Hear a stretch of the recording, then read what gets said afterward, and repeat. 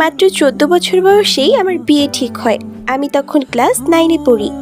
জানি না আব্বা কেন রাজি হয়েছিল, বোধহয় ধার দেনা বেড়ে যাওয়ায় পথ খুঁজে পাইনি আর।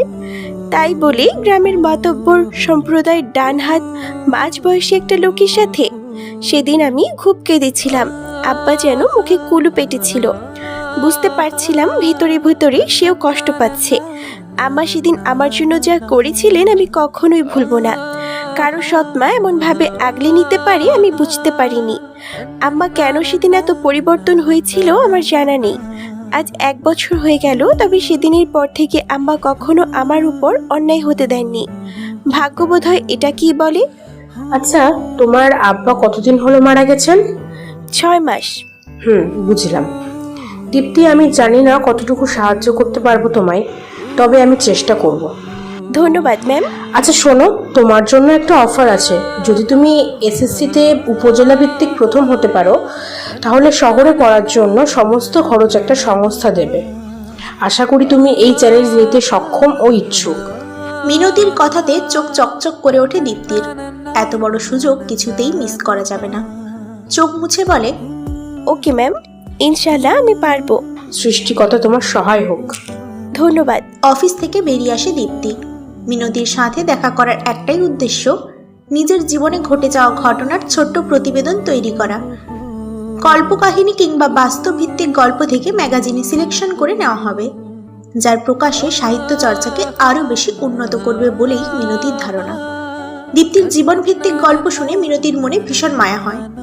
ছোট্ট মেয়েটাকে সাহায্য করার ইচ্ছে জাগে, তাই দীপ্তির জন্য অফারটা রাখে। গেটের কাছে এসে রুমানাকে জড়িয়ে ধরে কেঁদে ফেলে দীপ্তি। মেয়ের মাথায় হাত রেখে রুমানা বলেন, কি হয়েছে তোর? ম্যাডাম কি বললেন? তোর দেওয়া কবিতা প্রকাশ হবে না? ম্যাডাম অনেক কিছু বলেছেন আম্মা, আমার কবিতাও সিলেক্ট হয়েছে। তুমি জানো আম্মা, ম্যাডাম বলেছে এসএসসিতে আমি যদি উপজেলা ভিত্তিক প্রথম হতে পারি তাহলে আমার পড়ার খরচ একটা সংস্থা দিবে। রুমানা অবাক হয়ে বলেন, তুই সত্যি বলতেছস? হ আম্মা, আমি একটাও মিথ্যা বলতেছি না। আঁচলে মুখ গোজান রুমানা। দীপ্তির চোখে নোনা জলের ফোয়ারা। ডুকরে কেঁদে ওঠে মা মেয়ে। দীপ্তির চোখে মুখে চুমু খেয়ে রুমানা বলেন, তুই অনেক বড় অফিসার হবি মা, সমস্ত অন্যায়কে রুখে দিবি। আর আমি মঞ্চে দাঁড়ায় বলুম পুলিশ অফিসার দীপ্তি আমার মাইয়া। ওরে এই 2 হাতে আগলে রাখছি আমি, আমার মাইয়া দীপ্তি। আম্মা। চাপা কান্নায় ভেঙে পড়ে দুজনেই। রুমানার কাঁধে মুখ গুজে বলে, হ আম্মা, আমি তোমার মাইয়া, আমি তোমারই মাইয়া, তুমিই আমার মা, আমার আম্মা। বাড়ি ফিরতেই চোখে পড়ে উঠানে মানুষ।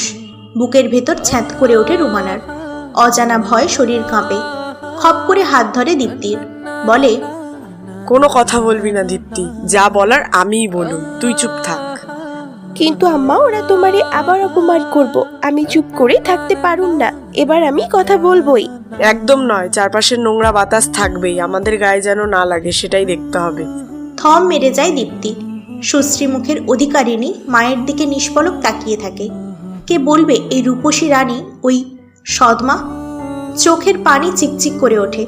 রুমানা আগে এমন ছিলেন না। হঠাৎ করেই কেমন করে যেন পরিবর্তন ঘটে যায়।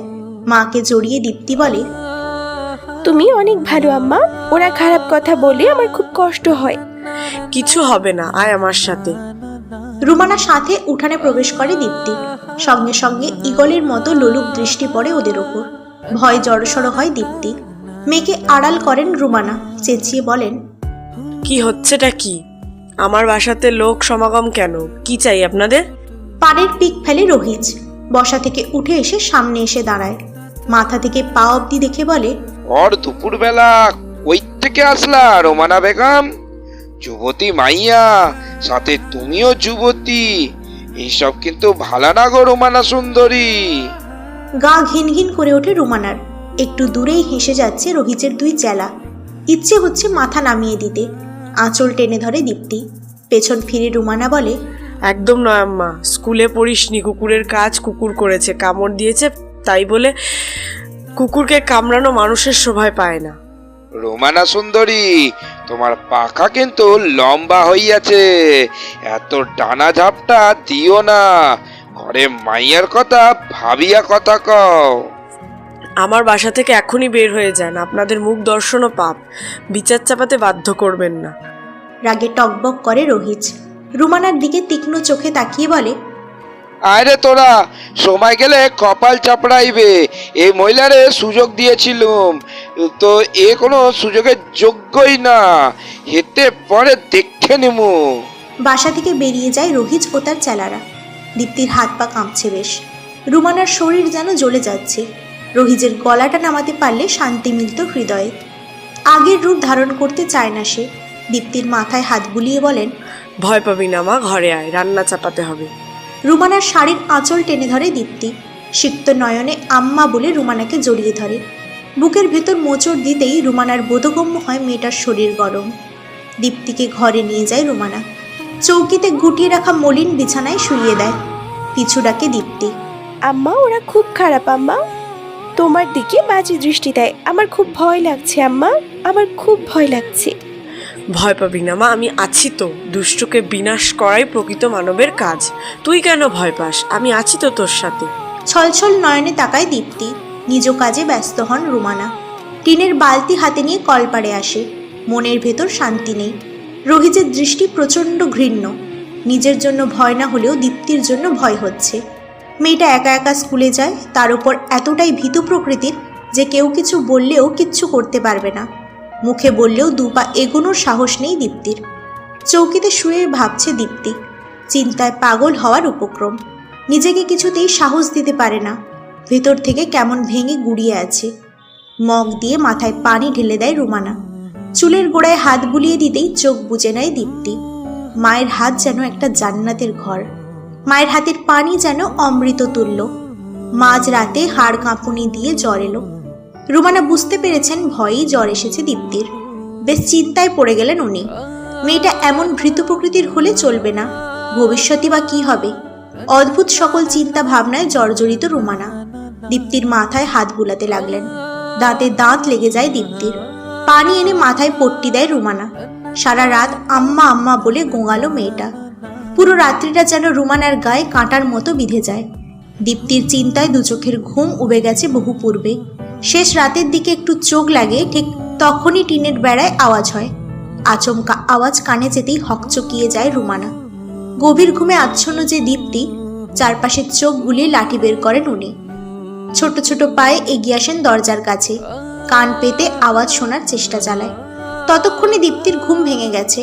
হালকা আর্তনাদ করে আম্মা বলে ডাকে দীপ্তি। ছুটে যায় রুমানা। মেয়ের মাথায় হাত বুলিয়ে বলেন, কিছু হয়নি মা, তুই ঘুমা, একদম চিন্তা করিস না। আম্মা, আম্মা, আমার রেখা যাইও না তুমি। মায়ের মতো তুমিও চইলা যাইও না আম্মা।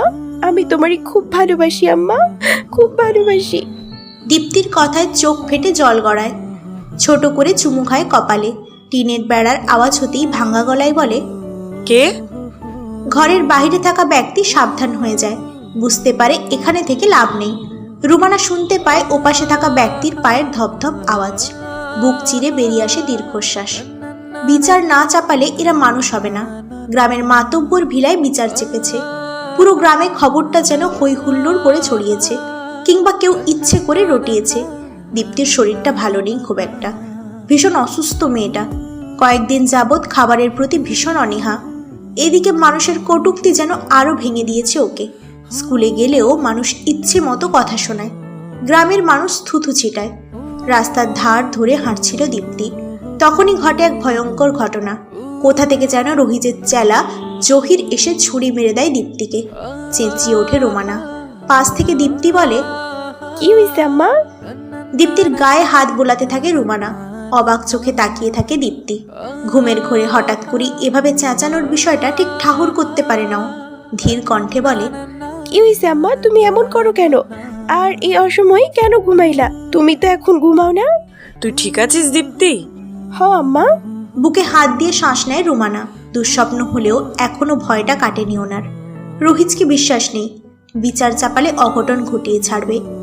ধাক্কা পড়তেই সচকিত হয় রুমানা। বলেন, কিছু হয়নি রে, আসলে কাল সারা রাত ঘুমাইনি না, সকাল থেকেই কেমন ঝিমুনি হচ্ছিল, কিন্তু কোনোভাবেই দু চোখের পাতা এক করার সুযোগ হয়নি, তাই রান্না সেরে ঘুমিয়ে পড়েছিলাম। সে তো বুঝলাম, তুমি তো কিছুই খাওনি। সন্ধ্যার আজান পড়বে এখনই, নামাজ পড়ে খাবো, তুই পড়তে বস। মাথা ঝাঁকায় দীপ্তি। মায়ের চিন্তিত মুখ দেখেও কিছু বলে না। অকারণে চিন্তা করার মানুষ নয় রুমানা। তবে কিসের জন্য এত চিন্তা? হ্যারিকেনে আলো নেই বললেই চলে। তেল ফুরিয়ে গেছে একদম। নিভু নিভু আলোতে পড়ছে দীপ্তি। আজকাল বিদ্যুতের খরচ অনেক। বিল আটকে যাওয়ায় বিদ্যুৎ অফিস থেকে লাইন কেটে দিয়েছে। হাতে তখন একটা টাকাও ছিল না, তাই কোনোভাবেই লাইন কাটা বন্ধ করতে পারেনি। খাবার নিয়ে রুমানা পড়েছেন দোটানায়। বহু শখ করে ট্যাংরা মাছের ঝোল রেঁধেছেন, দীপ্তির প্রিয় খাবারের একটি। দুপুরে পুকুর ঘাটে গোসল করার সময় খান পাঁচেক ট্যাংরা মাছ পেয়েছিলেন। ঘুমিয়ে পড়াতে সন্ধ্যায় রান্না করেছেন, কিন্তু হ্যারিকেনের নিভু আলোতে ভাত খাওয়া দুষ্কর হয়ে পড়েছে। দীপ্তির পড়ায় ব্যাঘাত ঘটেছে যে তাও উপলব্ধি করেছেন রুমানা। মেয়ের দিকে নিষ্পলক তাকিয়ে থাকেন তিনি। হঠাৎ করেই মনে পড়ে বড় সড়কের মাথায় বিশাল বড় দুটো ল্যাম্পপোস্টের কথা। ছোট সময় পড়েছিলেন ঈশ্বরচন্দ্র বিদ্যাসাগর ল্যাম্পপোস্টের আলোতে পড়াশোনা করে কত জ্ঞান অর্জন করেছেন। তাহলে দীপ্তি কেন পারবে না? দীপ্তির হাত ধরে বেরিয়ে আসেন রুমানা। হ্যারিকেনের আলো থাকা না থাকা সমান কথা। চাঁদের আলোতে পথ দেখা যাচ্ছে। গ্রামের মেঠো পথ দিয়ে এগিয়ে যায় দুজনে। এখনো কিছুই বুঝে উঠতে পারেনি দীপ্তি, তাই বলে, এই রাতের বেলায় কোথায় নিয়ে যাচ্ছ আম্মা? গেলেই বুঝতে পারবি। আমার অনেক পড়া বাকি। হ্যারিকেনের নিভু আলোতে পড়তে পারছিলি তো, তাই তো পড়াশোনার যেন কোনো ক্ষতি না হয় সেই ব্যবস্থাই করেছি। আম্মা কোথায় যাচ্ছ তুমি? ভালো লাগছে না আর। মৃদু হাসে রুমানা। মেয়ের এমন বিরক্তি মাখা মুখ বেশ উপভোগ করেন তিনি। অত্যন্ত মেধাবী ছাত্রীরা বোধহয় এমনই হয়। পড়াশোনাতে একটু ব্যাঘাত ঘটলেই চোখে মুখে বিরক্তি ফুটিয়ে তোলে। পুরোনো দিনের কথা মনে পড়ে যায় রুমানার। রঙিন কিছু স্বপ্ন হাতড়ে বেঁচে আছেন তিনি। বড় রাস্তার কাছে এসে ল্যাম্পপোস্টের আলো দেখে চমকায়িত হয় দীপ্তি। রুমানার দিকে তাকিয়ে বলে, আম্মা, ঈশ্বরচন্দ্র বিদ্যাসাগর পারলে তুই কেন পারবি না? এগিয়ে যা মা। হাসি হাসি মুখে ছুটে যায় দীপ্তি, যেন কোনো প্রজাপতির সদ্য জন্ম নেওয়া বাচ্চা। পাখির মতো ডানা মেলে উড়ে যায় মেয়েটা। ল্যাম্পপোস্টের কাছে এসে বসে পড়ে। বই নিয়ে গভীর মনোযোগী হয়। পাশে বসেন রুমানা। ভাতের প্লেটে ঢাকনা সরিয়ে ডিমওয়ালা ট্যাংরা মাছের ঝোলের সাথে ভাত মাখায়। দীপ্তির মুখের সামনে খাবার তুলতেই গপ গপ করে খেয়ে নেয়। অনেক রাত অবধি পড়াশোনা করে দীপ্তি। ল্যাম্পপোস্টের আলোতে এত ভালো করে পড়াশোনা করতে পেরে ভীষণ খুশি সে। পাশেই বসে আছেন রুমানা। বই গুছিয়ে দীপ্তি বলে, ঘরে ফেরা যাক আম্মা। পড়া শেষ? আচ্ছা চল। দেশলাই দিয়ে হ্যারিকেনের আলো জ্বালায় রুমানা। গুটি গুটি পায়ে মা মেয়ে এগিয়ে যায়। সড়ক পেরিয়ে ধান ক্ষেতের কাছে আসতেই শুনতে পায় কিছু লোকের কথাবার্তা। সম্ভবত নেশা করে কোনো গোপন বিষয়ে আলোচনা চালাচ্ছে। কান পেতে শোনেন রুমানা। মায়ের সতর্কতা যেন আষ্টে পৃষ্ঠে জড়িয়ে ধরেছে দীপ্তিকে। সে নিজেও সচেতন হয়। শুনতে পায় মাতব্বরের বিরোধী দলের কথা। কেউ একজন বলছে, এভাবে চলতে থাকলে আর হইব না, এখনই যা করার করতে হইবা। সামনেই তো নির্বাচন, এবার মাতবরে সরাতেই হইব। যদি না সরাইতে পারি তাহলে ভাই আমাকে কল্লা আর রাখবো না। হ, ঠিক কইছস। ওই মন্টু, মদের গ্লাস দে। সব মদ কি একাই খাবি নাকি?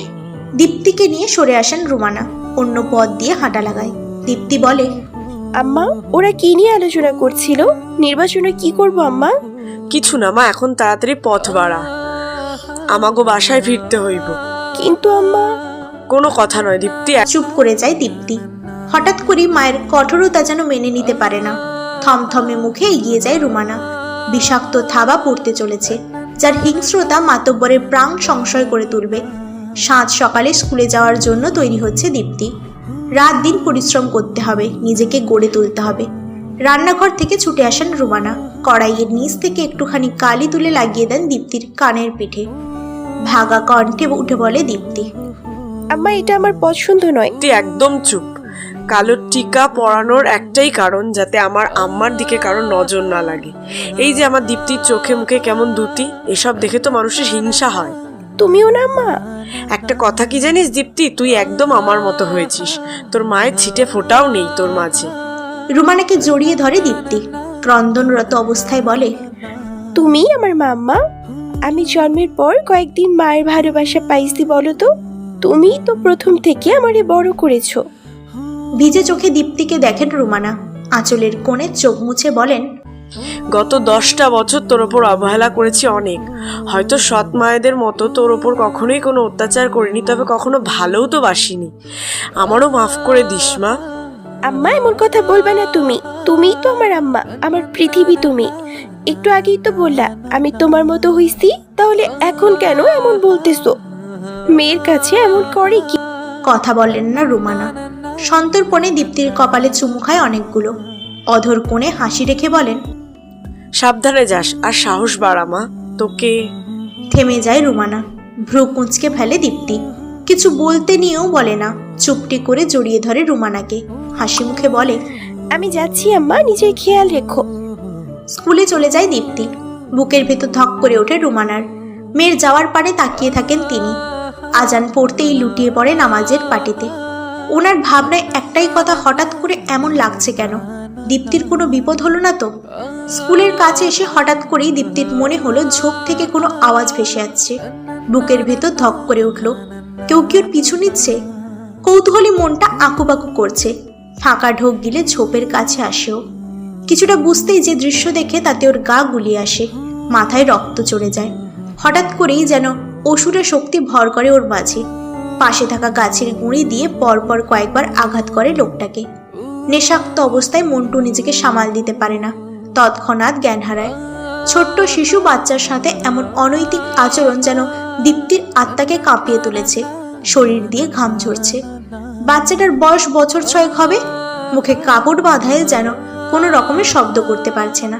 শুধু চোখ দিয়ে আসে নোনা জল। কিছুটা দূরে গিয়ে মুখের বাঁধন খুলে দেয় দীপ্তি।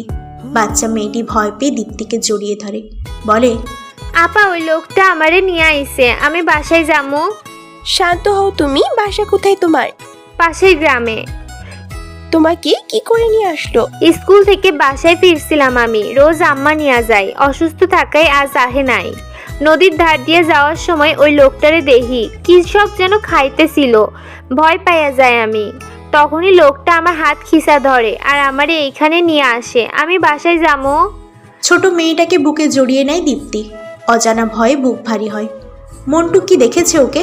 পর মুহূর্তেই এক বুক সাহস জমিয়ে নেয়। কোনো অন্যায় তো করেনি ও, তাহলে কিসের ভয়? ছোট্ট মেয়েটার হাত ধরে এগিয়ে যায় দীপ্তি। আজ আর স্কুলে গিয়ে কাজ নেই, বরং সাবধানে বাচ্চাটাকে বাসায় পৌঁছে দিতে পারলেই শান্তি। একটা গভীর প্রশ্নে মত্ত হয় মেয়েটা। মানুষরূপী জানোয়ারগুলোর হিংস্র থাবার থেকে মুক্তি কখনো মিলবে? তোমার নামটি তো বললে না? আমার নাম মাহু। আচ্ছা মাহু, শোনো, আমি তোমাকে বাসায় পৌঁছে দেব। তবে আমি যে তোমাকে বাঁচিয়েছি কাউকে বলবে না, বুঝেছো? কেন আপা? তুমি ছোট মাহু, বড় হলে বুঝবে। আর কখনো একা বের হবে না। চারপাশটা নোংরা হয়ে আছে, সময়ের সাথে সাথে সব জানবে, বুঝবে। আগে বড় হও। আচ্ছা আপা।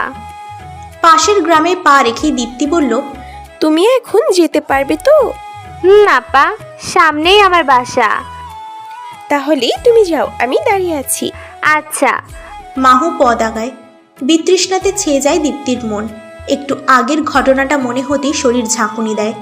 একটা ছোট্ট মেয়ের উপর এমন বাজে দৃষ্টি দিতেও বুক কাঁপেনি নিকৃষ্টতম জানোয়ারদের। সে দৃশ্য মনে হতেই রক্ত চড়ে যায় ওর। ছুটে আসে মাহুর কাছে, মাহুকে বুকে টেনে নেয়। ছোট্ট মাহু ফ্যাল করে তাকিয়ে থাকে। সে যেন কিছুই বুঝতে পারে না। নরম হাতে দীপ্তির গালে হাত রাখে। ধারণার বাইরে গিয়ে টুপ করে চুমু খায় গালে। অবাক হয় দীপ্তি, বলে, এটা কি করলে?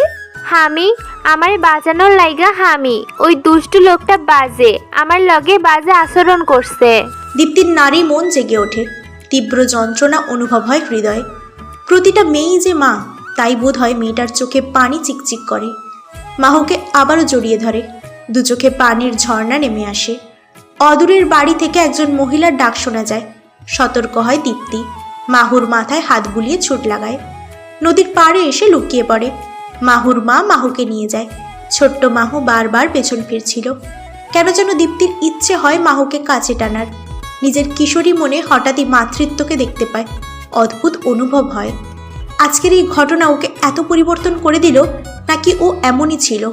শুধুমাত্র হিংস্রতাকে নিজ চোখে উপলব্ধি না করতে পারায় নিজের ভেতর সুপ্ত সত্তা লুকিয়েছিল। রান্নাঘরে বসে রান্না করছেন রুমানা। মনটা ভালো নেই, ভেতর থেকে শান্তি মিলছে না। ভর দুপুরবেলা মেয়েটা স্কুলে গেছে। এই দুপুরে চারপাশে মানুষজনের সমাগমও কম থাকে, না জানি কোনো বিপদ এসে ধরা দিবে।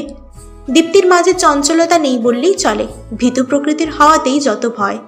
এভাবে মেয়েটা হিংস্র থাবার প্রতিবাদ করবে কি করে স্বপ্ন পূরণ হবে ওনার? ভাবনার মাঝেই পাশের বাড়ির জমেলার চেঁচামেচি কানে আসে। থম মেরে যায় রুমানা। চুলার আগুন নিভিয়ে ছুটে যায় সেদিকে।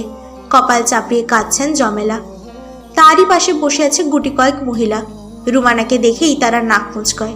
এদের স্বভাবই এমন। রুমানা আড়াল হয়ে যায়। কিছু দূরে কয়েকজন লোক কিছু আলোচনা করছে, সেদিকেই যায় রুমানা। কানে আসে কিছু কথা। হায় হায় রে, কে জানি মন্টুর মাথাটাই ফাটিয়ে দিছে, রক্ত একদম মাখামাখি। গ্রামের চিকিৎসালয়ে নিয়ে গেছিল সবাই, কইছে সদরে নিয়ে যাইতে। কে যে করলো এই কাম? বিস্ময় হতবাক হয় রুমানা। কেমন কাজ করবে? ধীর পায়ে এগিয়ে আসেন জমেলার বাড়িতে। জমেলা মাটিতে কপাল খুঁড়ছেন। ভাইয়ের অসুস্থতায় যেন পাগল হয়ে গেছেন। রুমানার কিছুটা মন ক্ষুণ্ণ হয়, তবে একদিকে শান্তি অনুভব হয়।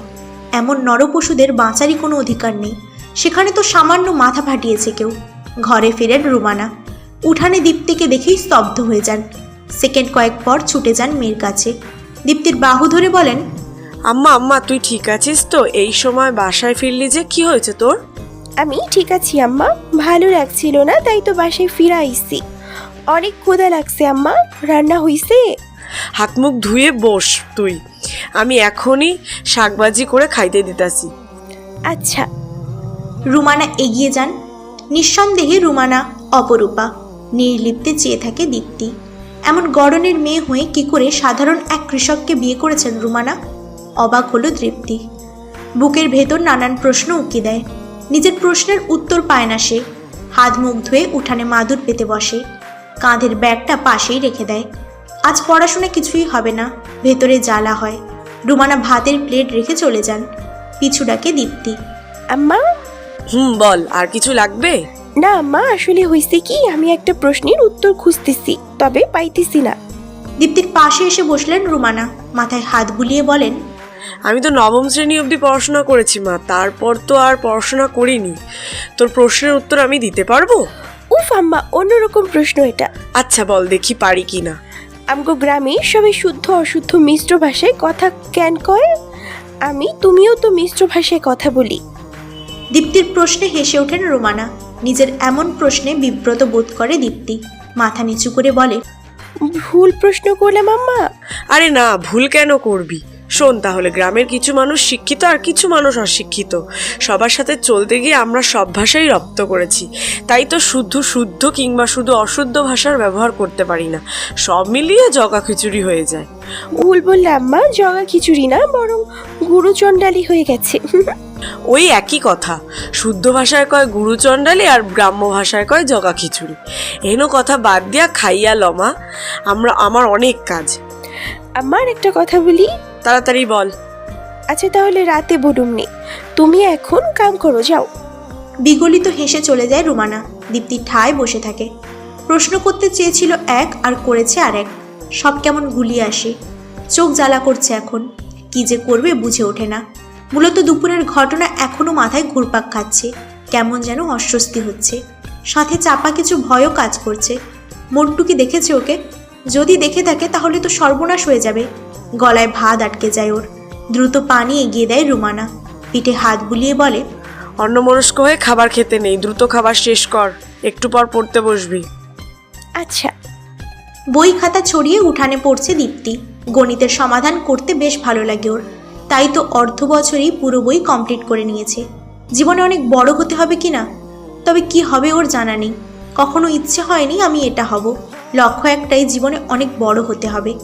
একের পর এক অঙ্ক করে চলেছে দীপ্তি। অঙ্ক হলো ম্যাজিকের মতো, একটা পারলেই আরও অনেকগুলো পারা যায়। রহস্যভেদের মতোই। বেশ মজা লাগে দীপ্তির। পাশের বাসা থেকে চিৎকার কানে আসছে। অঙ্কে ব্যাঘাত ঘটাটা বেশ বিরক্তিকর। হঠাৎ করেই জমেলার চেঁচামেচি বুঝতে পারে না ও। পর মুহূর্তে মনে পড়ে মন্টু হলো জমেলার ভাই।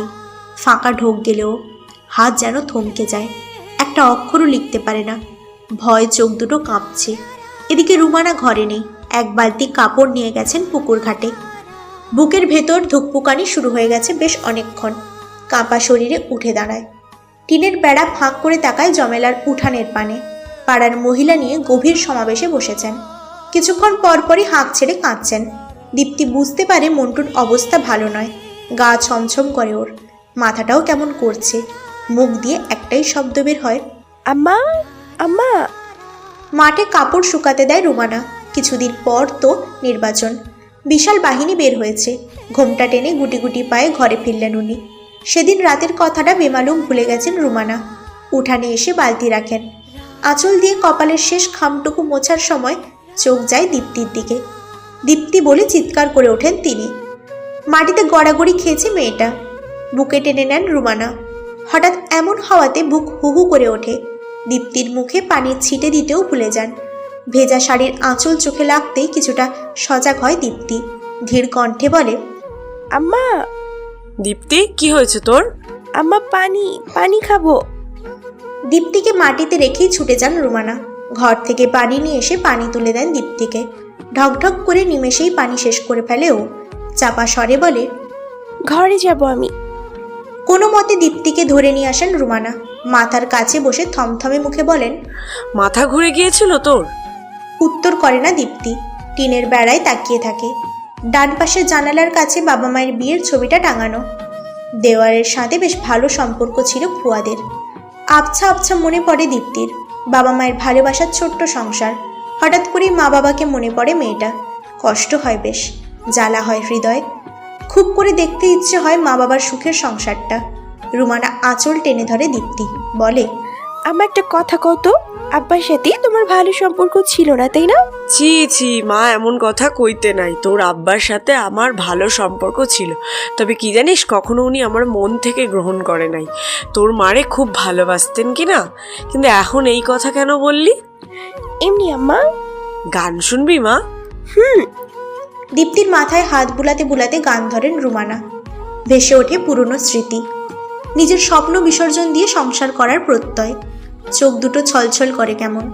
দীপ্তির কপালে কপাল ঠেকিয়ে লম্বা করে শ্বাস নেয়। রুগ্ন দেহে উঠে বসে দীপ্তি। সন্ধ্যার আজান পড়েছে সবে, তাই কলপাড় থেকে অজু করে আসে। ধীর পায়ে মায়ের সাথে বসে নামাজে। আজ বহুদিন পর নামাজের পাটিতে বসেছে ও। নামাজ পড়ে মনের মধ্যে শান্তি অনুভব হয়। সালাম ফিরিয়ে রুমানা বলেন, অসুস্থ শরীরে বসে বসে নামাজ পড়লেও হতো। সমস্যা নেই আম্মা। একটু থেমে ফের বলে, আজকে বড় সড়ো কি যাবে? তোর শরীরটা ভালো নেই, আজ আর যাবে না। তাহলে আজকে পড়াশোনা না করলে হয় না? ভাবনায় পড়ে যায় রুমানা। পড়াশোনায় ফাঁকি দেওয়ার মেয়ে নয় দীপ্তি। নিশ্চয়ই শরীর অসুস্থতার জন্যই পড়তে চাইছে না। হাসি মুখে সম্মতি জানায় রুমানা। দীপ্তি বলে, আব্বা আর মায়ের কবর জিয়ারত করতে যাইবা আম্মা? এই রাতের বেলায় যাবি? হ আম্মা, যাই না। রুমানার ইচ্ছে করে না বারণ করতে। দীপ্তি কখনোই কোনো কিছু নিয়ে জোর করে না। তাহলে আজ যেহেতু বলছে, নিশ্চয়ই ভেবে বলছে। কুপি বাতি নিভিয়ে হারিকেন জ্বালায়। মাথায় এক হাত ঘোমটা তুলে বলেন, মাথায় ঘোমটা দে দীপ্তি, কবরস্থানের রাস্তাটা বেশ অন্ধকার। কিছু হবে না আম্মা। ভীতু দীপ্তির মুখে এমন কথা শুনে ভারী চমকে ওঠেন রুমানা। হঠাৎ করেই দীপ্তি যেন অনেক বড় হয়ে গেছে। একটু একটু করে সাহস জমেছে বুকের ভেতরে। ভূতের ভয় কোনো কালেই ছিল না ওর, তবে মানুষরূপী জানোয়ারগুলোর ভয় ছিল প্রচুর। আজ সেসবের লেশমাত্রও নেই। রুমানা বলেন, তোর ভয় করছে না? না দীপ্তি, তোর কি হয়েছে বলতো? কিছু না আম্মা, চলো যাই। আয়। দরজায় কপাট লাগিয়ে বেরিয়ে আসে রুমানা আর দীপ্তি। কোনো শব্দ ছাড়া পদ আগায়। চোখে মুখে উৎকণ্ঠা ছড়িয়ে ছিটিয়ে আছে। দীপ্তি যেন রক্ত মাংসে গড়া মানুষ নয়। হেঁটে পথ আগায় দুজনে। যন্ত্রমানবী দীপ্তির দিকে বিস্ময় নিয়ে তাকান তিনি। প্রগাঢ় দৃষ্টিতে এগিয়ে যায় দীপ্তি। মনোযোগ অন্য জায়গায় হওয়াতে পায়ে কাঁটা ফুটে যায় রুমানার। আর্তনাদ করে ওঠেন তিনি। পেছন থেকে আওয়াজ আসতেই ঘোর ভাঙে দীপ্তির। ছুটে আসে রুমানার কাছে। মাটিতে বসে পড়েছেন তিনি। জুতোর ভেতর দিয়ে বেলকাটা ঢুকেছে। দীপ্তি বলে, বাসায় চলো আম্মা। না, এত দূর এসেছি, ফিরে যাব না আর। কিন্তু আম্মা। কোনো কথা নয়। দীপ্তির চোখে মুক্তদানের মতো পানি চিকচিক করে। মায়ের ব্যথাতুর স্থানে নরম হাতে স্পর্শ করে। রক্তে পা মেখে গেছে রুমানার। বুকের ভেতর তীব্র যন্ত্রণা অনুভব করে মেয়েটা। রুমানাকে জড়িয়ে ধরে বলে, বাসায় ফিরা যাই না আম্মা? নয়, এত অল্পতেই ভয় পেয়ে গেলি মা? আমার এই সামান্য ব্যথা কিছু নয় রে, অনেক যন্ত্রণা আছে বুকে। কিসের কথা কইতেছো তুমি? আমি কিছুই বুঝতেছি না। এখন চল তো।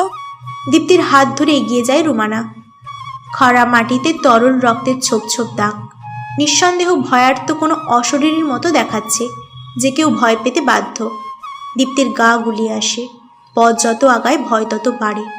কখনো ভূত নামক ভয় ছিল না ওর, তবে আজ ভয় হচ্ছে, খুব বেশি ভয় হচ্ছে। কবরস্থানের কাছে আসতেই গায়ের প্রতিটি শিরা কেঁপে ওঠে।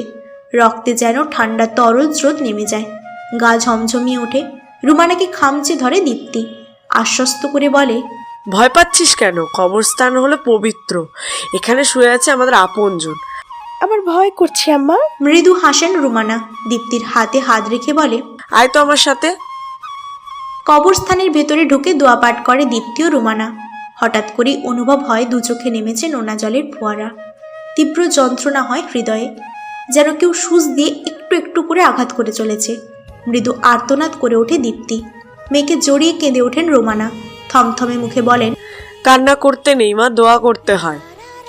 আমার খুব কষ্ট হচ্ছে আম্মা, খুব কষ্ট হচ্ছে। বুকে পাথর চাপা দিয়ে কান্না আটকায় রুমানা। ভেঙে পড়লে চলবে না। দীপ্তির কান্নার শব্দ কবরস্থানের চারপাশে নিস্তব্ধতাকেও থমকে দেয়। করুণ আওয়াজে খ্যাঁকশিয়াল জেগে ওঠে। ওর সাথে সাথে খ্যাঁকশিয়ালও ডেকে ওঠে। সমস্ত করুণ আওয়াজ ভুতুড়ে পরিবেশ বিরাজ করায়। মৃদু স্বরে ডাকেন রুমানা। চিকন ঘামে ভিজে গেছে দীপ্তির শরীর। এভাবেই কেটে যায় বেশ অনেকক্ষণ। পরিবেশ তখন একদমই শান্ত। নিঃশ্বাসের শব্দ গোনা যাবে খুব সহজেই। কবরস্থান থেকে বেরিয়ে আসে দুজনে। গ্রামের পথ ধরে আসে ফসলি জমির ধারে। এই দিকটা বরাবরই শান্ত। আশেপাশে বহুদূর অবধি কোনো মানুষের বাস নেই। দীপ্তির মাথায় হাত রেখে উঠে দাঁড়ায় রুমানা। চোখের কার্নিশ বেয়ে নেমে যায় অশ্রুকে বাড়তে না দিয়ে বলেন, দীপ্তি, তোর মনে অনেক প্রশ্ন তাই না? এতদিন ধরে কৌতূহলী মনকে দমিয়ে রেখেছিস। তুমি কি করে বুঝলা? তোর চোখ মুখ আমাকে অনেক কিছু বলে। তোর প্রশ্নের উত্তর আজ আমি দেব। আম্মা, আমার কোনো প্রশ্নের উত্তর চাই না। জানতে হবে দীপ্তি, জানতে হবে তোকে। ভয় গুটিয়ে থাকলে চলবে না। সাধারণ কথাটাই টকবগে কিশোরীর মনে উদ্দীপনা সৃষ্টি করে। জাগ্রত হয় উৎকণ্ঠা। ভেজা নেত্রপল্লব মেলে তাকিয়ে থাকে রুমানার দিকে। চন্দ্রজনীর দিকে তাকিয়ে রুমানা বলেন, তোর বাবার সাথে আমার বিয়ে হয় তখন আমি 17তে পা দিয়েছি মাত্র। বাবা তখন উপায় না পেয়েই তোর বাবার সাথে বিয়ে দিয়ে দিয়েছিলেন। একজন ভালো মানুষের সন্ধান করেছেন। তোর বাবার সাথে পরিচয় হয়েছিল আগেই। সুন্দরী হাওয়াতে চারপাশে হায়নার নজর পড়েছিল। বাবাকে মার খেতে হয় বহুবার। পড়াশোনা স্থগিত হয়েছে 2 বছর।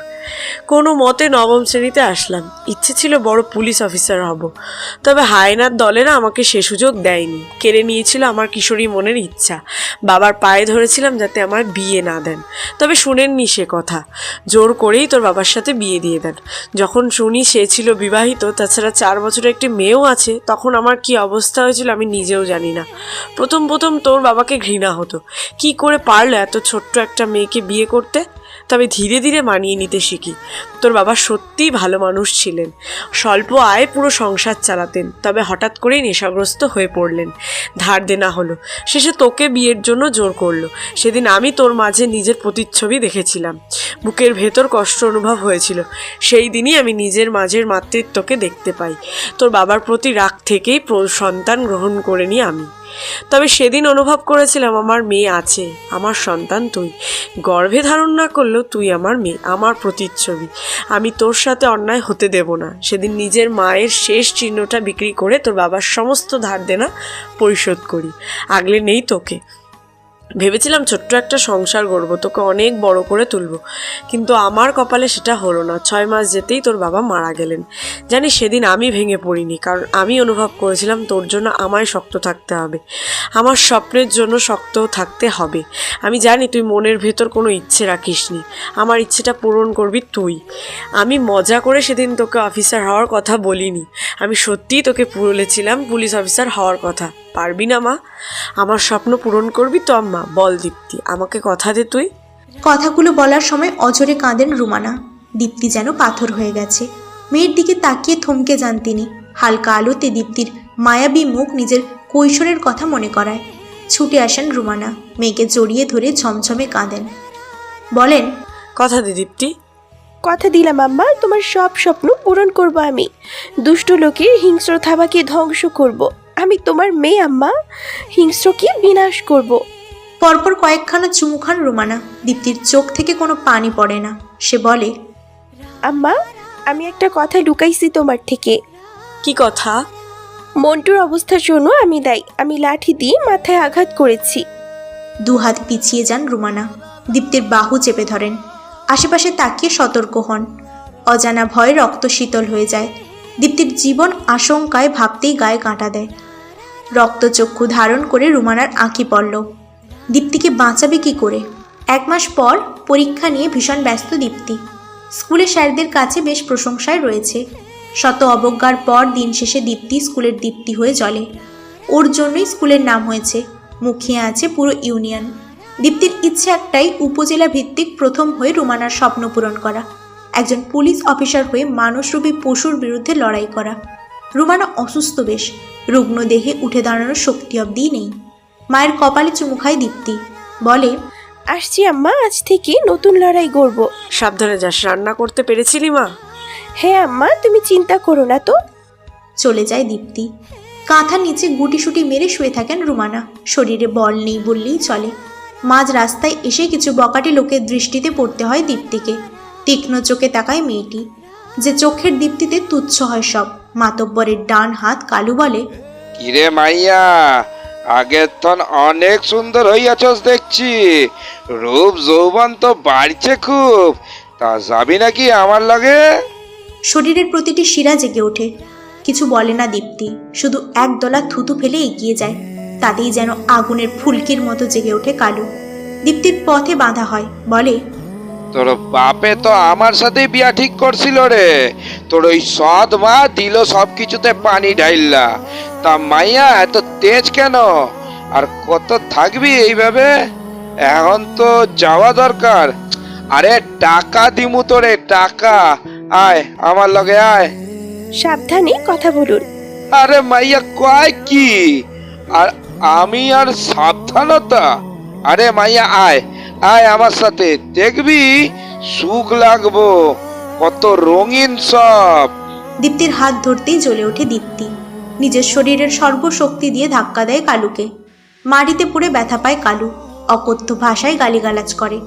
কোনো কথা বলে না দীপ্তি। ছুটে আসে স্কুলের পথে। ক্লাস করছিল দীপ্তি। হঠাৎ করে স্কুলের হেডমাস্টার এসে বলেন, দীপ্তি, তোমার সাথে মাতব্বর সাহেব দেখা করতে এসেছেন। আমার সাথে কেন দেখা করতে এসেছেন? সে তো জানি না, তবে দ্রুত আসো। ধীর পায়ে এগিয়ে যায় দীপ্তি। মাতব্বরের কাছে এসে বলে, আসসালামু আলাইকুম। ওয়ালাইকুম আসসালাম। তুমি কালুকে আঘাত করছো কেন? সে আমার সাথে অসভ্যতাম করেছে। মিথ্যা কথা কইতাছে মাতব্বর সাহেব। কালুর দিকে বিস্ফোরিত চোখে তাকায় দীপ্তি। থতমত খায় কালু। মাতব্বর তাকিয়ে থাকে দীপ্তির দিকে, বলে, আমার লোকের সাথে তোমার এমনটা করা উচিত হয়নি। ক্ষমা চাও। মাফ করবেন, ক্ষমা চাইব না, কারণ কোনো অন্যায় করিনি আমি। দেখছেন মাতব্বর সাহেব, দেখছেন এই মাইয়ার চোপা কত? আপনার সাথে গলা উঁচিয়ে কথা কয়। কালু, থাম তুই। দীপ্তি, ক্ষমা চাও তুমি। কখনো না। দীপ্তির কথায় রেগে যায় মাতব্বর। এমন বেয়াদব মেয়ে কখনো দেখেননি তিনি। তৎক্ষণাৎ হেডমাস্টারকে ডাক পাঠান। হেডমাস্টারকে উদ্দেশ্য করে বলেন, এই মাইয়া টানা 10 দিন দাঁড়ায় দাঁড়ায় ক্লাস করব। আর হ্যাঁ শোনো, স্কুল থেকে যে অনুদান দেওয়া হতো সে অনুদান বন্ধ। মাতব্বর সাহেব, এই অন্যায় আপনি করতে পারেন না। সরকার থেকে আমায় অনুদান প্রদান করা হয়, এর উপর আপনার জোর চলে না। দীপ্তি, চুপ করো তুমি। কিন্তু স্যার। দু চোখ থেকে অশ্রু গড়ায় মেয়েটার। মাতব্বর চলে যায়। কালুর মুখে তাচ্ছিল্য, ব্যঙ্গ হাসে সে। সাথে বাজে দৃষ্টিতে অবলোকন করে ওকে। গা কেঁপে ওঠে ওর। তীক্ষ্ণ দৃষ্টিতে তাকিয়ে থাকে। হেডমাস্টারের ভেতর থেকে আসে দীর্ঘশ্বাস। সামান্য বেতনভুক্ত কর্মচারী সে। মাতব্বরের উপর কথা বলার সাহস কোথায় তার? সারা রাত নির্ঘুম কাটে দীপ্তির। শেষ রাতের দিকে চোখ লেগেছিল, তবে চারপাশের আওয়াজে ঘুম ভেঙে যায়। বাহির থেকে তুমুল ঝগড়ার আওয়াজ কানে আসে। রুগ্ন শরীরে উঠে দাঁড়ায় রুমানা। দীপ্তির ঘরে এসে বলে, ভয় পাস না আম্মা, আমি দেখছি কি হয়। তুমি একা যাইও না আম্মা, আমারে নিয়ে যাও। দীপ্তিকে সাথে নিয়েই যায় রুমানা। এখনো ভোরের আলো ফোটেনি। অদূরের মাঠে লম্বা মানুষের লাইন। ধীর পায়ে এগিয়ে যায় রুমানা। দীপ্তি বলে, আম্মা আমিও যাই। না তুই থাক, আমি দেখে আসি। আম্মা তুমি অসুস্থ, তোমারে একা যাইতে দিব না আমি। আহ দীপ্তি, আমার কথা শোনো আম্মা। দীপ্তি। রুমানার ধমক খেয়ে দমে যায় দীপ্তি। ধীর পায়ে এগোয় রুমানা। ভিড় ঠেলে ভেতরে প্রবেশ করতেই চোখ দুটো স্তব্ধ হয়ে যায়, কারণ মাটিতে পড়ে আছে কালুর লাশ। এক মুহূর্তও দাঁড়ায় না সে, ছুটে যায় দীপ্তির কাছে। আমার কি হয়েছে, এভাবে টেনে নিয়ে যাচ্ছ কেন? কথা কইস না দীপ্তি, দ্রুত ঘরে চল। পেছন ফিরে দীপ্তি। মানুষের হই হুল্লোড় এখনো বিদ্যমান। একে একে সকলে সাইড হয়ে যায়। কালুর গায়ের শার্ট দেখতে পায় দীপ্তি। কয়েক মুহূর্তের জন্য চোখ দুটো স্থির হয়, পরক্ষণেই কেঁদে ওঠে। বটগাছের ডালে রক্তের ছোপ ছোপ দাগ। আম্মা, রক্ত রক্ত কোথায় রক্ত? গাছে। দীপ্তির কথা মতো গাছের দিকে তাকায় রুমানা। বটগাছের ডালে রক্ত দিয়ে হাতের থাবার ছাপ। ভয় পেয়ে যায় রুমানা, বুকের ভেতর চিনচিনে ব্যথা। দীপ্তির গা গুলিয়ে আসে, মাঠে দাঁড়িয়ে বমি করে। রুমানার দৃষ্টি এলোমেলো, চারপাশে চোখ বুলাতে থাকে। পুকুর পাড়ে পা ভেজাচ্ছে দীপ্তি। সকালের ঘটনা এখনো মাথায় এঁটে আছে। কালুর মৃত্যুতে যেন মেয়েটা পাথর হয়ে গেছে, অথচ ওরই সব থেকে বেশি খুশি হওয়ার কথা, কিন্তু খুশি হতে পারছে না। পাশের ঝোপঝাড় থেকে খচখচ শব্দ আসে। ভয় ছিটকে দূরে সরে যায় ও। চোখ দুটো বড় হয়ে আছে, শুকনো ঢোক গিলে ঝোপের দিকে এগোয়।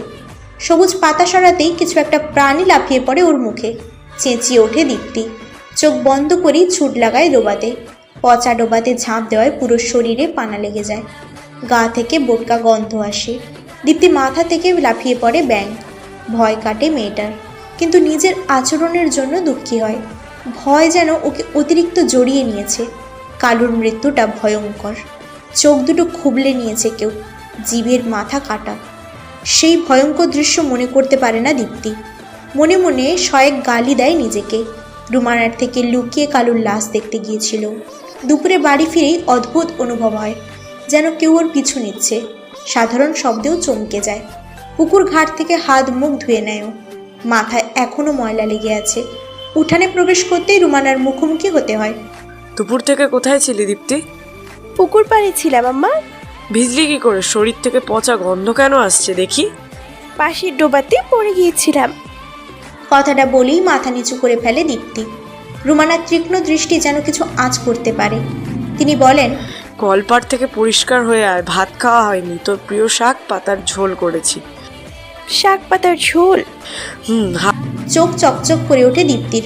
রুমানাকে পাশ কাটিয়ে ছুটে যায় কলপাড়ে। মৃদু হাসে রুমানা।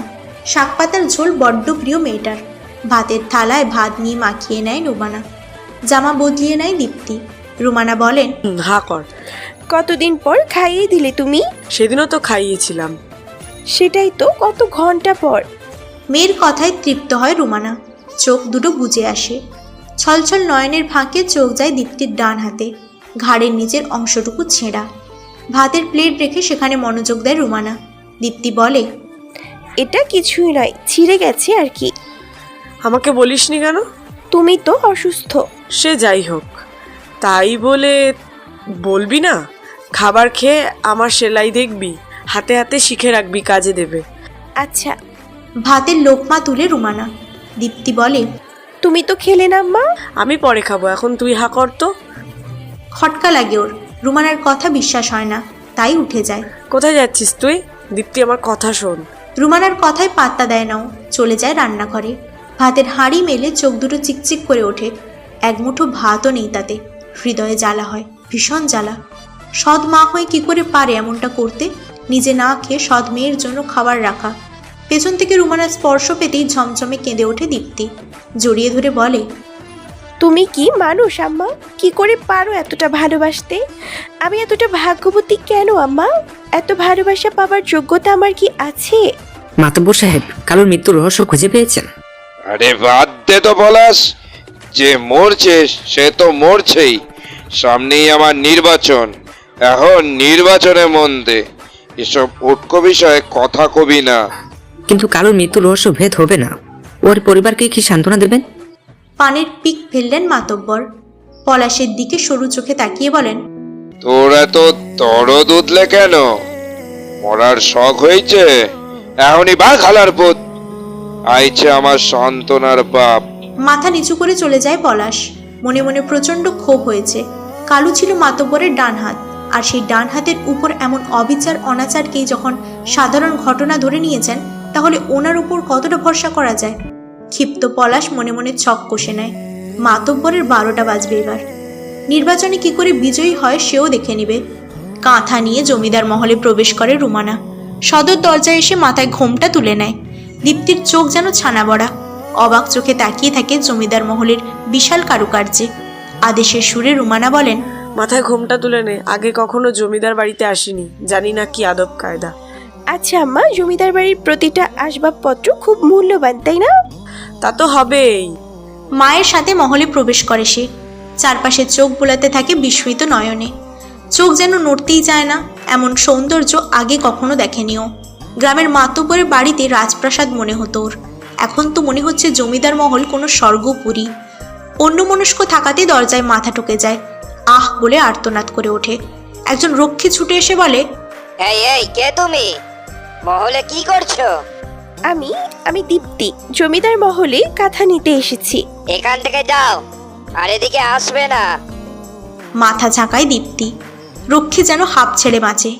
নিজ অবস্থানে যাওয়ার জন্য পা বাড়াতেই পেছন থেকে মিষ্টি এক কণ্ঠ কানে আসে। কে এসেছিল রক্ষী? সুপ্রভাত জনাব। সুপ্রভাত। কে এসেছিল? কোনো এক কাঁথা বিক্রেতার মেয়ে।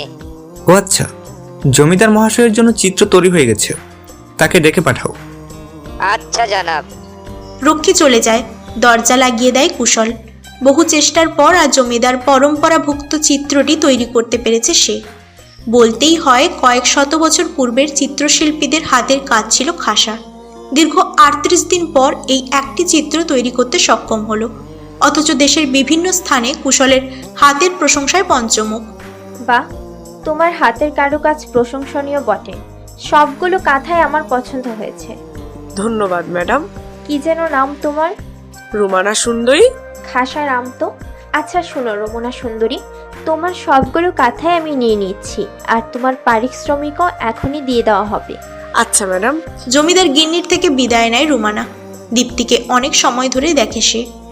মা যে কোথায় দাঁড়িয়ে আছে কে জানে। চিন্তাগ্রস্ত রুমানা এগিয়ে যায়। রক্ষীর সামনে এসে দাঁড়ায়। আপনি কি একটা মেয়েকে দেখেছেন? কোন মেয়ে? আম্মা, বলে। পেছন থেকে দীপ্তির কণ্ঠ কানে আসতেই ঘুরে তাকায় রুমানা। দ্রুত দীপ্তির কাছে এসে বলেন, কোথায় গিয়েছিলি? জানিস না এটা জমিদার মহল? এখানেই ছিলাম আম্মা। এখন দ্রুত আয়।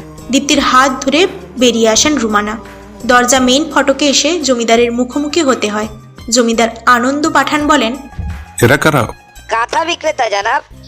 ও। জমিদার চলে যান। রুমানা আর দীপ্তি দ্রুত পায়ে বেরিয়ে আসে। দীপ্তি বলে, জমিদার সাহেব এমন কেন আম্মা? কেমন যেন তার দৃষ্টি। ও কিছু নয়, সন্ধ্যার পূর্বে বাসায় ফিরতে হবে। গ্রামের পথ ধরে হেঁটে যায় দুজনে। পা যেন ব্যথায় টনটন করছে। উপায় না পেয়ে বড় সড়কে আসেন রুমানা। লোকাল বাসে করে আসেন নিজেদের গ্রামে। এই প্রথম বাসে চড়েছে দীপ্তি। নিজের গ্রামের বাইরে একটি গ্রামে ঘুরেছে সে। অভাবের সংসারে এর থেকে বেশি কিছু আশা করাও ঠিক নয়। বিস্ময় নিয়ে বাস থেকে নামে মেয়েটি। সবকিছু যেন স্বপ্নের মতো। রুমানা বলেন, শহরের পরিবেশ আরো সুন্দর। বড় বড় গাড়ি, বাড়ি, স্কুল, কলেজ দেখলেই মাথা ভনভন করে। তুমি কেমনে জানলে আম্মা? আমি গিয়েছিলাম তো, আব্বা আমাকে নিয়ে গিয়েছিল। শহরের পরিবেশ হলো কল্পনার মতো। তোর ম্যাডাম বলেছে তো, উপজেলা ভিত্তিক প্রথম হতে পারলে তোর শহরের পড়াশোনার সব খরচ দিবে। কিন্তু আম্মা, আমি যদি না পারি? আরে বোকামে, পারবি। না পারলে আমি তো আছি, তোর শহরে নিয়ে পড়া লেখাপড়া করামো। তুই মস্ত বড় পুলিশ অফিসার হবি। কি যেন বলে, কেমন অফিসার যেন, যাই হোক বড় অফিসার হবি তুই। চোখে হাজার খানেক স্বপ্ন জমা হয়। অজপাড়া গ্রামের মেয়েটি পুলিশ অফিসার হতে চায়। এর থেকে ভালো কিছু আছে? সন্ধ্যার অনেক আগেই বাসায় ফেরে দীপ্তি। জমিদার মহলের সৌন্দর্য নজর কেড়েছে। তার থেকে বেশি নজর কেড়েছে সুদর্শন পুরুষের ছবি, যেই ছবি দেখে হিমশীতল বাতাস বয়ে গেছে ওর পুরো শরীরে। স্নিগ্ধ মোহে জড়িয়ে গেছে ওর দু চোখ। মাথায় একটাই কথা আসে, পুরুষ মানুষ এত সুন্দর হয়? সন্ধ্যার আজান কানে আসতেই হুড়মুড়িয়ে ওঠে দীপ্তি। মাথায় ঘোমটা টেনে যায় পুকুর পাড়ে। কেন পুকুর পাড়ে আসলো তার জানা নেই। হঠাৎ করেই সে দেখতে পায় ছোপ ছোপ রক্ত। গা গুলিয়ে আসে। পাশে পড়ে আছে বড় রকমের তলোয়ার। আম্মা বলে চিৎকার করে দীপ্তি। নামাজে বসবেন রুমানা। তৎক্ষণাৎ দীপ্তির চিৎকারে ছুটে যান। পুকুর পাড়ে পড়ে থাকতে দেখে চিত্ত কেঁপে ওঠে। দীপ্তির চোখ মুখ উল্টে যাওয়ার উপক্রম। পাশেই পড়ে আছে রক্তে মাখা তলোয়ার। কাউকে ডাকার পরিস্থিতিও নেই। কোনো মতে দীপ্তিকে টেনে তোলেন রুমানা। পানির ছিটে পড়তেই চোখ মেলে তাকায়ও। বলে, আমার রক্ত, দেখো রক্ত। কোনো রক্ত নয় দীপ্তি, কোনো রক্ত নয়। পাশে তাকায়ও। সত্যিই তো কোনো রক্ত নেই, আর না আছে তলোয়ার। তবে কি ভ্রম ছিল এটা? রুমানার হাত ধরে উঠে আসে দীপ্তি। চিন্তা রেখা স্পষ্ট। গা কাঁপুনি দিয়ে ওঠে। তৎক্ষণাৎ টোটকা এনে দীপ্তিকে খাইয়ে দেন রুমানা। কপালে চুমু এঁকে বলেন, আজ আর বড় সড়কে যাওয়ার প্রয়োজন নেই। আচ্ছা আম্মা। কুপিবাতির আলোতেই ঝুঁকে পড়ে দীপ্তি। রান্নাঘরে এসে রুমানা থম মেরে বসে পড়েন। তলোয়ার নিয়ে বেশ চিন্তায় পড়ে গেছেন উনি। কে করলো এই কাজ? আপনাকে ধন্যবাদ, জমিদার আনন্দ পাঠান। আরে কি যে বলো না কুশল, ধন্যবাদ তো তোমার প্রাপ্য। কত শত শিল্পী চেষ্টা করেছে কিন্তু কেউ পারেনি। তোমার কাজে আমি বিস্মিত। তো আর কটা দিন থাকলেও তো হতো। কিছু কাজ রয়েছে গ্রামে, বহুদিন হলো যাওয়া হয় না। আচ্ছা যাও তাহলে, প্রয়োজন হলে ডাকবো। তোমার পদধূলি দিও কিন্তু। অবশ্যই, আপনাকে দর্শন তো দিতেই হবে। জমিদার মহল থেকে বিদায় নেয় কুশল। সঙ্গে নেয় প্রিয় গিটার। দেশে গিটারের দাম চওড়া, সচরাচর পাওয়াও যায় না। মহলের বাগান থেকে একগুচ্ছ বেলি ফুল নেয় মামুনির জন্য। বেলি ফুলের পাপড়ি গুচ্ছ বড্ড প্রিয় মামুনির। অশান্ত হয়ে গেছে আনন্দ পাঠান। ভারী তার কণ্ঠ। জয়নুল, এই জয়নুল, জি জনাব। কাঁথা বিক্রেতার খোঁজ লাগাও। 7 দিনের মধ্যে ওকে আমার চাই। যদি না পাই তোর কল্লা যাবে। জি জনাব, আমি এখনই খোঁজ লাগাচ্ছি। আনন্দের চোখে ভাসে রুমানার নরম হাত। এমন সুন্দর হাত একজনেরই ছিল। কিছুটা আঁচ করতে পারে সে। ফলের রস নিয়ে নেয় গ্লাসে। আজ বহুদিন পর শান্তি মিলেছে মনে। এত খোঁজার পরও মালিনীকে পায়নি আনন্দ। দেখতে দেখতে 12 বছর পার হয়ে গেছে। গ্লাস হাতে নিয়ে শয়তানি হাসি হাসে সে। বলে, আমার মহলে তোমাকে আসতেই হবে মালিনী। আমার রং মহল এখন অব্দি তোমার অপেক্ষায়। স্বামীর মনোযোগ পাচ্ছে না জমিদার গিন্নি স্বামীনা। বড্ড অধৈর্য হয়ে পড়েছে সে। জমিদার আনন্দ পাঠানের চতুর্থ গিন্নি সে। প্রথম 3 বউকে অন্যত্র পাঠানো হয়েছে। তাদের সহিত খুব কম দেখা করেন জমিদার। স্বামীনার সৌন্দর্য বরাবরই কাবু করে নেয় জমিদারকে। তবে আজ কেন পারছে না? জমিদারের জন্য শ্বেত পদ্ম নিয়ে আসে স্বামীনা। টেবিলে রেখে বলে, জনাব, আপনার জন্য শ্বেত পদ্ম নিয়ে এসেছি। কে? জনাব, আমি। ঘুরে তাকায় আনন্দ। স্বামীনার পা থেকে মাথা অবধি দেখে। কোনো আকর্ষণ নেই তাতে। তাচ্ছিল্য হাসে সে। চোখে মুখে এক নারীর রূপ ভেসে ওঠে, যা দেখেছিল 1 যুগ আগে। এখনো চোখ দুটো সেই একই নারীতে আবদ্ধ। রংমহলে এনেছিল, কাছে পাওয়ার বাসনা ছিল, তবে পালিয়ে যায় সেই নারী। কাঁধে স্বামীনার স্পর্শ পেতেই গা শিউরে ওঠে। চোখে লাগে নেশা। স্বামীনার দিকে এগিয়ে আসে আনন্দ। স্বামীনার চোখ দুটো চকচক করে। আর জমিদারের থেকে দামি কিছু চেয়ে নেবে। তবে তার সমস্ত ধারণাকে তুচ্ছ করে দিয়ে আনন্দ বলে, নিজের ঘরে যাবে স্বামীনা। এ কি জনাব, আপনি আমাকে চলে যেতে বলছেন? বলছি। জনাব দেখুন, আমি আপনার মনের মতো সেজেছি। স্বামীনার কথায় ঘাড় ঘোরায় আনন্দ। মাথা থেকে পা অবধি দেখে নেয়। মিহি সুতোর নকশা করা শাড়ি, অত্যন্ত নিপুণ হাতের কাজ। চোখ দুটো জ্বলে ওঠে। স্বামীনার হাতে একটা কাঁথা ছিল। ঝাঁপিয়ে নেয় কাঁথা। স্বামীনা বলে ওঠে, নতুন রেখেছি জনাব, বড্ড দারুণ কারুকার্য করা। আপনার পছন্দ হয়েছে? স্বামীনার কথার উত্তর করে না সে। কাঁথায় নাক ডুবিয়ে দেয়। এই কাঁথাতেই মালিনীর হাতের স্পর্শ রয়েছে। নেশাক্ত কণ্ঠে বলে, মালিনী। কে মালিনী? এই নকশি কাঁথা করেছে যে। ভুল বললেন জনাব, এটা তো রুমানার সেলাই করা কাঁথা। কয়েক মুহূর্তের জন্য থমকে যায় আনন্দ। রুমানার সেলাই করা কাঁথা? তবে কি মালিনীই ছিল না সে? আগুনের মতো জ্বলে ওঠে জমিদার। স্বামীনার চুলের মুঠো ধরে বলে, চলে যেতে বলেছিলাম না? জনাব লাগছে। ধাক্কা মেরে ফেলে দেয় আনন্দ। সবকিছু এলোমেলো লাগছে তার। এতদিন ধরে তার এলাকাতেই ছিল মালিনী, অথচ অন্য শহরে খুঁজে চলে এসে। চুলের মুঠো খিচে ধরে পৈশাচিক হাসি দেয়। বলে, রুমানা নাম নিয়ে লুকিয়ে থাকবে তুমি? এবার তোমাকে ধরা দিতেই হবে। আমার রংমহলে আসার জন্য সকল প্রস্তুতি নাও মালিনী। গায়ে শাল জড়িয়ে গ্রামের প্রধান সড়কে আসে এক রমণী। 2 চোখে তীব্র বৃতৃষ্ণা, পায়ের গতি যেন দৌড় সম। এমন অসাধারণ নারীর দিকে হাসি মুখে তাকালো কুশল। হাতে বেলি ফুলের মালা। কিছুটা এগিয়ে আসে সে। বলে, মামুনি, কাজটা ঠিক করনি তুমি। কোনো কাজ? সমস্ত কাজই তোমার ভুল। এখনো পৃথিবী চিনো না তুমি। নিজের টকবগে মস্তিষ্ককে দমিয়ে রাখো। সেদিন দেখা করতে এসেছিলে, তাই না? তাই ভুল করে তলোয়ার ফেলে গিয়েছিলাম। আমি পারছি না নিজেকে দমাতে। কালুকে মারা উচিত হয়নি তোমার। কেন নিজে হাতে এভাবে খুন করছো?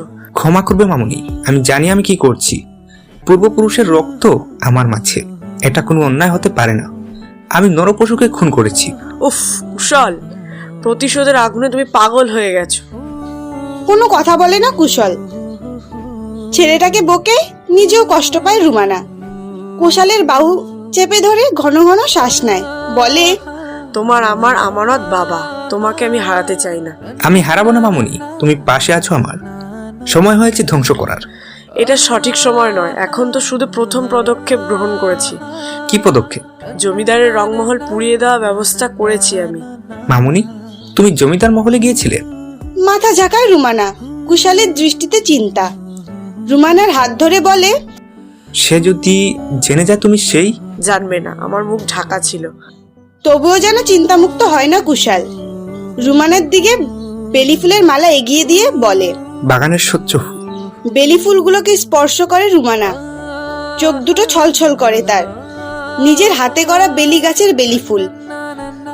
রুমানার হাত দুটি মুঠো করে বন্দি করে কুশল ঝাপসা চোখে বলে, পরবর্তী সুযোগটা হারাতে চাই না আমি। অপেক্ষা করো কুশল, সময়ের অপেক্ষা। সামনেই পূর্ণিমায় হবে জমিদারের শেষ রাত। মৃদু হাসে কুশল। ছেলেটার চোখে মুখে হাত বুলিয়ে দেয় রুমানা। কিছু দূর থেকে চাপা স্বরের কানে আসে। সতর্ক হয়ে যায় দুজনেই। মিন্টুর অবয়ব চিনতে অসুবিধা হয় না রুমানার।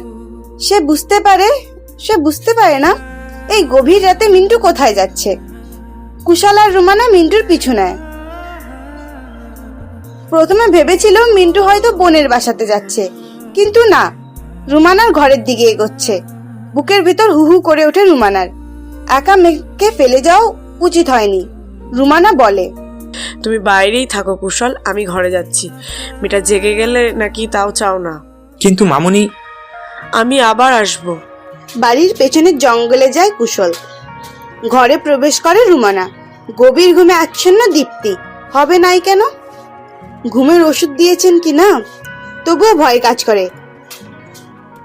আজ যদি মিন্টু ঘরে প্রবেশের চিন্তা করে, তাহলে কেল্লা যাবেন নিশ্চিত।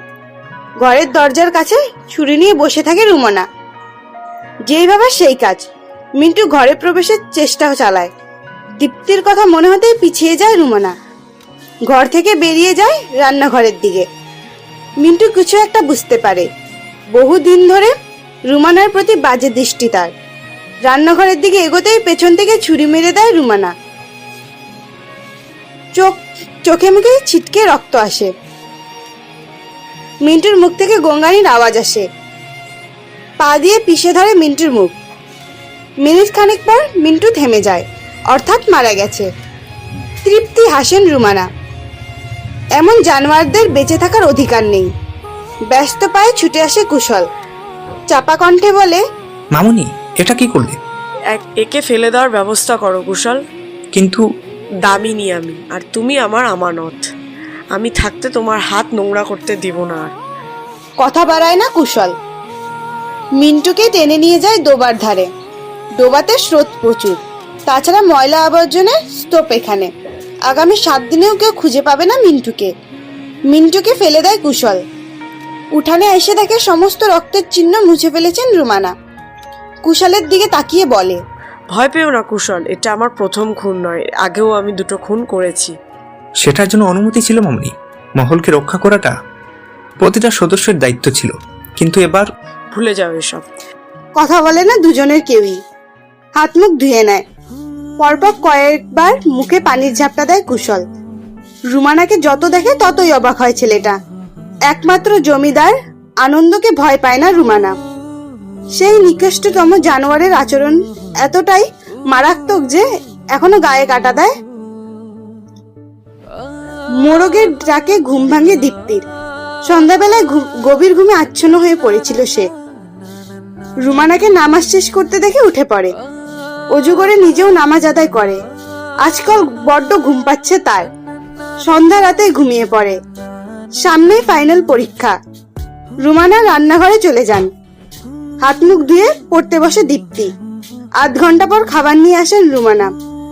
দীপ্তির পাশে বসে বলে, খাবার খেয়ে পড়তে বসো, খালি পেটে পড়া হয় না। অনেক পড়া বাকি আম্মা, কয়েকদিন যাবত শুধু শুধু ঘুমিয়ে যাই। কিছু হবে না, খেয়ে পড়তে বসো। খাবার মুখে তুলে আবার পড়ায় মনোনিবেশ করে দীপ্তি। হঠাৎ করেই সেই পুরুষের কথা মাথায় আসে। সুদর্শন পুরুষের দু চোখ যেন হৃদয়ে দাগ কেটে দিয়েছে। রুমানার ডাকে ঘোর কাটে ওর। বলে, খাচ্ছি। উঠানে এসে চেঁচিয়ে ডাকে পিয়ন।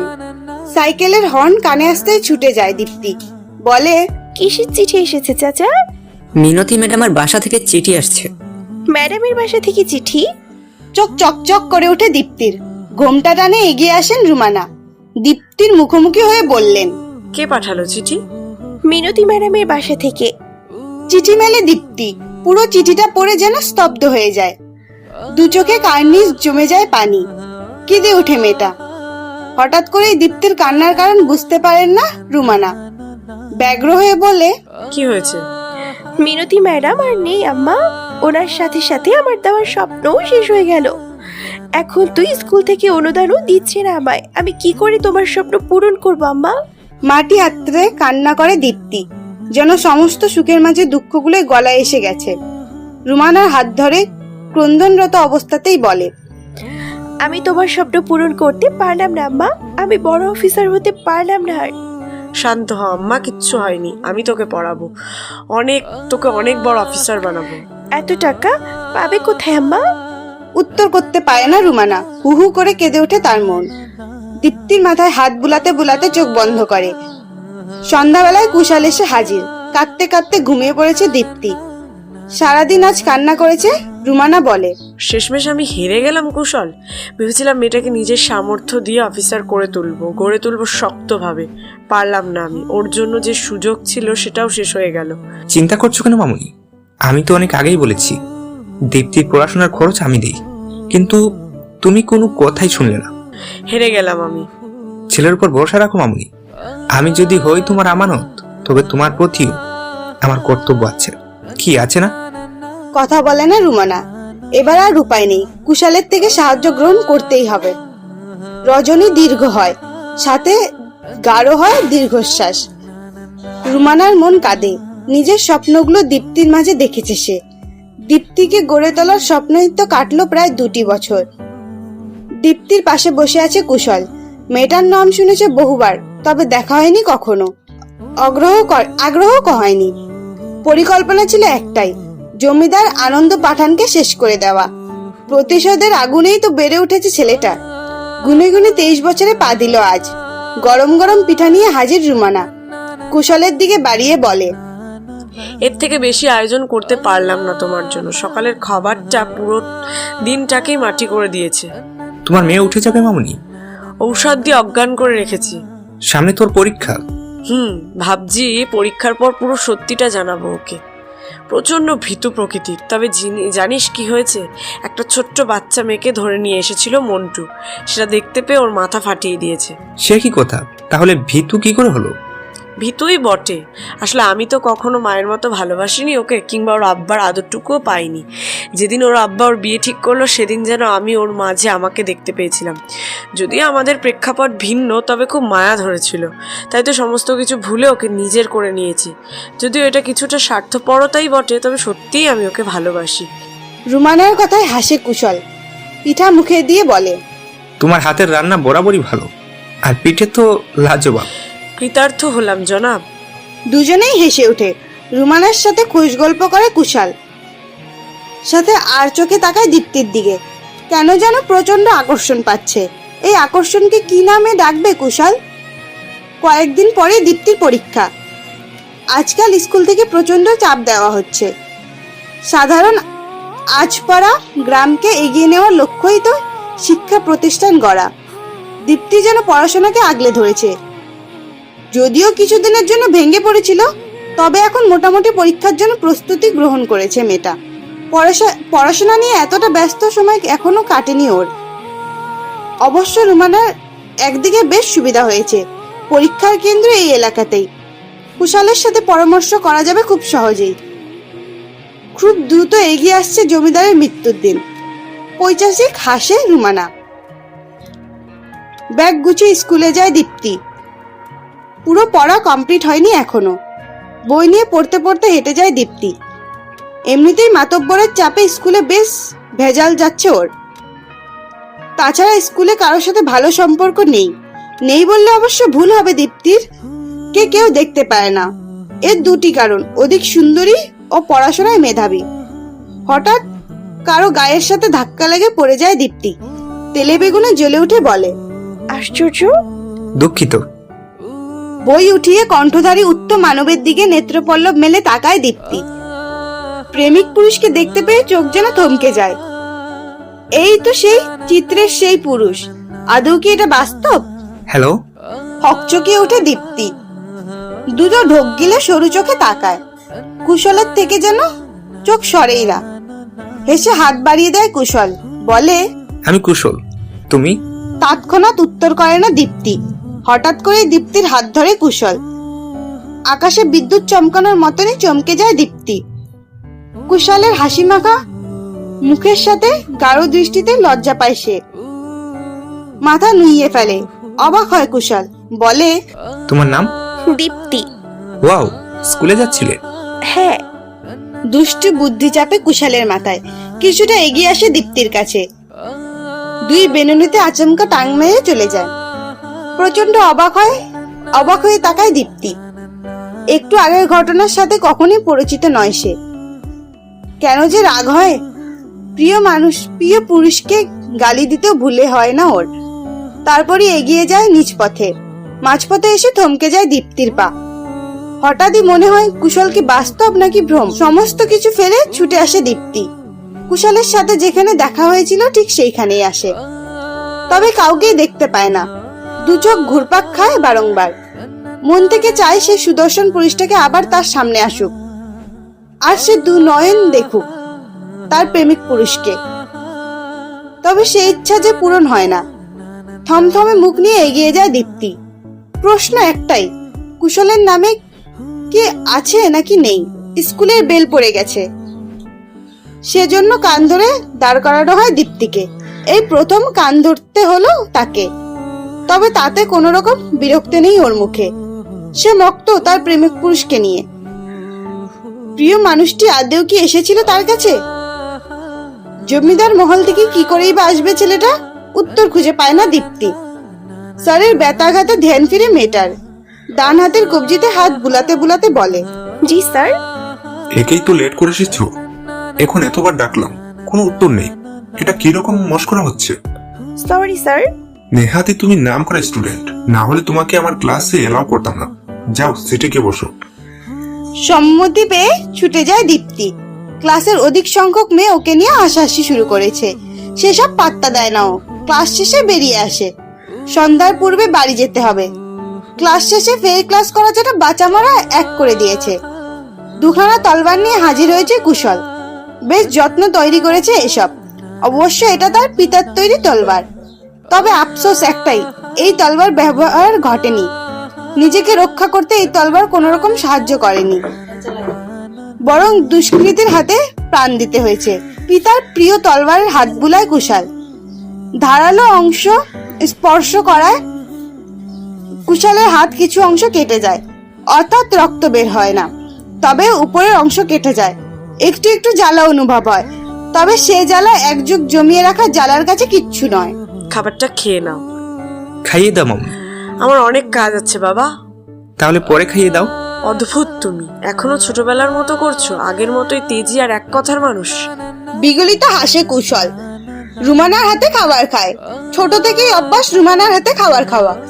যদিও এক যুগ ধরে অভ্যাস হয়ে গেছে পরিত্যাগ। খাবার চিবোতে চিবোতে কুশল বলে, তোমার মেয়েটা আসলেই ভীতু। কি করে বুঝলে? আজ দেখা হয়েছিল। তবে জানো, সে আমার উপর কিছুটা রেগেও আছে। কেন? বিনুনি ধরে টান দিয়েছিলাম যে। কুশলের কথায় হাসে রুমানা। খাবার খাওয়ানো শেষে বলে, মেয়েটার পরীক্ষা শুরু হতে আর কয়েকদিন মাত্র। মাঝেই পূর্ণিমা, সেদিনই আমরা কাজ খতম করব। তুমি যা বলবে। তবে জানো, তোমার মেয়েটা আমার দিকে অদ্ভুতভাবে তাকিয়েছিল। আরে তুমি আবার দীপ্তিকে নিয়ে পড়লে যে? আসলে হয়েছে কি তোমার, মেয়েকে দেখে ছোটখাটো হার্ট ব্রেক হয়ে গেছে। তৎক্ষণাৎ বুঝতে পারে না রুমানা, যখন বুঝতে পারে ঠিক তখনই কানে ভেসে আসে দীপ্তির কণ্ঠ। লুকিয়ে পড়ে কুশল। কথার ব্যাচে দীপ্তির আসার কথা ভুলেই গিয়েছিল দুজনে। দীপ্তি বলে, এমন দেখাচ্ছে কেন তোমায়? হাতে পানি বা কেন আম্মা? আসলে হয়েছে কি, খাবার খাচ্ছিলাম। শরীর খারাপ হয়েছে তোমার? না না, আমি ঠিক আছে, তুই হাত মুখ ধুয়ে বস। রুমানার আচরণের সুবিধার নয়, কিছুটা পালিয়ে বাঁচার মতোই। ক্লাসের কথা মনে হতেই বইয়ের উপর ঝাঁপিয়ে পড়ে দীপ্তি। মনে মনে মনস্থির করে আজকের সমস্ত পড়া শেষ করেই উঠবে। মিষ্টি এক শব্দ কানে আসতেই পড়াশোনায় ব্যাঘাত ঘটে।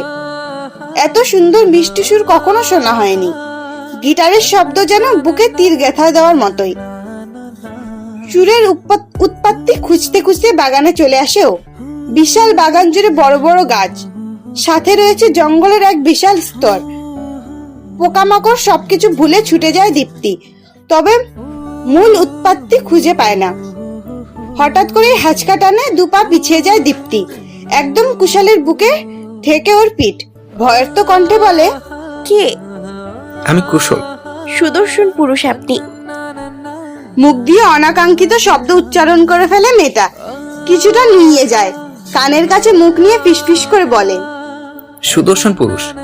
বাহ, বেশ ভালো তো। তোমার নাম কি দিব বলো? আমি না মানে? তুতলে যায় দীপ্তি। মেয়েটার অস্তিত্ব বেশ উপভোগ করছে ছেলেটা। দাঁত কামড়ে হাসে সে। দীপ্তির হাত ছেড়ে দিয়ে কিছুটা কাছে চলে আসে। ভারী নিঃশ্বাস বুকে এসে বিঁধে। ঝমঝম শব্দ কানে লাগে।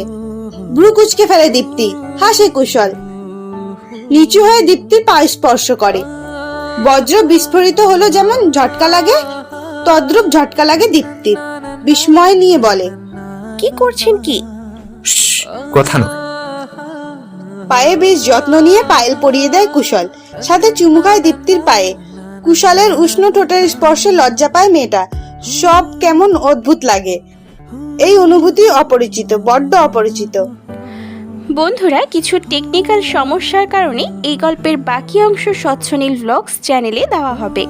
চ্যানেলের লিংক এই ভিডিওর পিন কমেন্টে এবং ডেসক্রিপশনে দেওয়া আছে।